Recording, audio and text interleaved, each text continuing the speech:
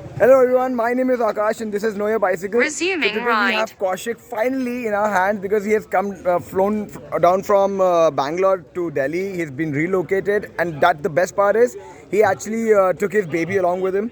So Doodle is what he has been riding for daily commutes. Let's hear from him how has been his experience so far. Yes, Kowshik, आपका experience कैसा रहा अब तक? Hello, hi Akash, hi Yeah. everyone. It's an amazing cycle. Yeah. You should all give it to your hands. I usually put it in my Honda car.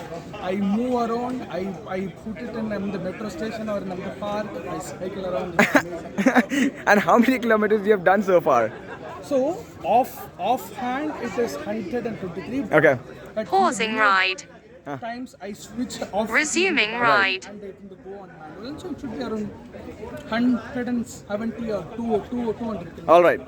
So, I mean, I believe Kowshik actually summed it up very well in few statements only that he is loving the ride. Pausing ride. And I think it's the best way to commute. You save you save money, you save time, you gain health, and you actually save the environment, basically, guys. So, hats off to you. Thank you, Kowshik. Thanks.